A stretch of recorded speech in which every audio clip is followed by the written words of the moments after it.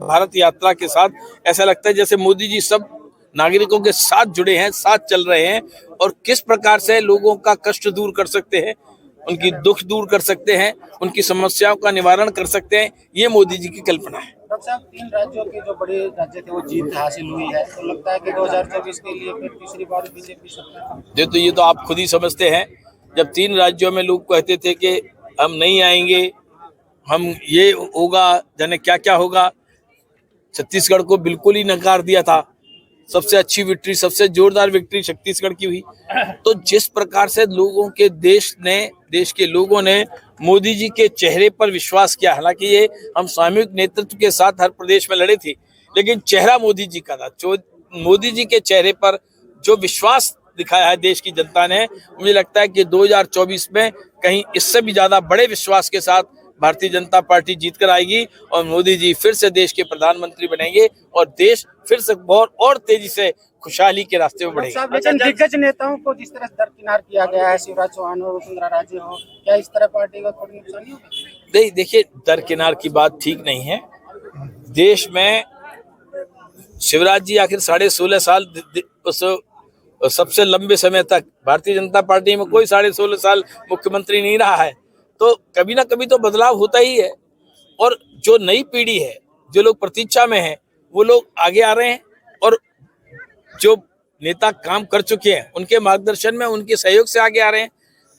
तात्कालिक रूप से तो जरूर ऐसा लगता होगा कभी कभी विक्षोभ, लेकिन उनको भी अच्छा लगता है कि सब आगे आए और नई पीढ़ी आगे आए। संसद में जो सेल लगी है, सुरक्षा में चूक हुई है और जिस तरह ये सुरक्षा की चूक निश्चित रूप से ये गंभीर मसला है और कुछ थोड़ी चूक तो जरूर हुई है।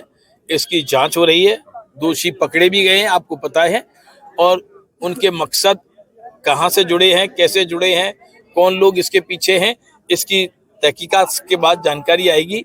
लेकिन तहकीकात भी हो रही है और ईश्वर की कृपा से कोई बड़ा नुकसान नहीं हुआ है, क्योंकि बाकी चीजें जब पैसा तक, एक सिक्का तक रखवा लेते हैं तो, लेकिन अब जो कैनिस्टर जो लाए थे, अब वो जूते में दबाकर पाउडर, स्मोक बम नहीं था, वो पाउडर था। उसकी प्रक्रिया ऐसी होती है कि जो निकल सकता है तेजी से प्रेशर के साथ, स्प्रे जैसा। तो लेकिन फिर भी ये भी नहीं होना चाहिए। ये निश्चित रूप से एक चूक है और इसको, इसके ऊपर जो एजेंसीज हैं वो जांच कर रही हैं। जरूर दूध का दूध, पानी का पानी सामने आएगा। सब एक आखिरी सवाल, 15 सांसदों की जो सदस्यता है वो निलंबन किया गया है, रद्द की गई है, जिसमें 14 लोकसभा के, 1 राज्यसभा का।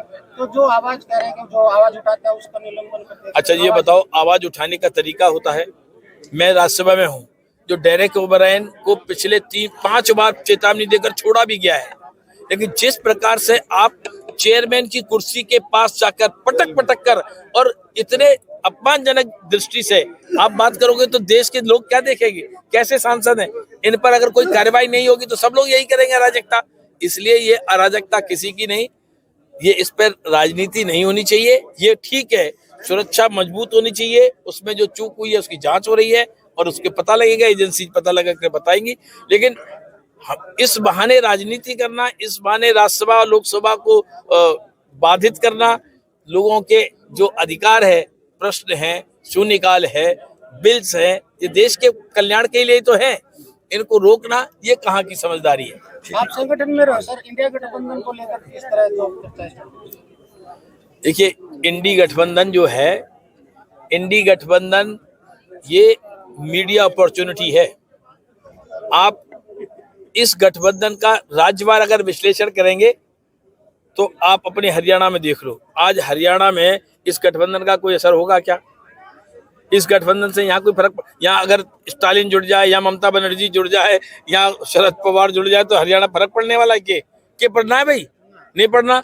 तो फिर क्या फायदा है इस गठबंधन का? गठबंधन ये केवल मीडिया अपॉर्चुनिटी है नेताओं के लिए कि उन्होंने गठबंधन कर लिया, नीतीश कुमार खुश हो जाए कि मैंने विपक्ष को जोड़ने का काम किया।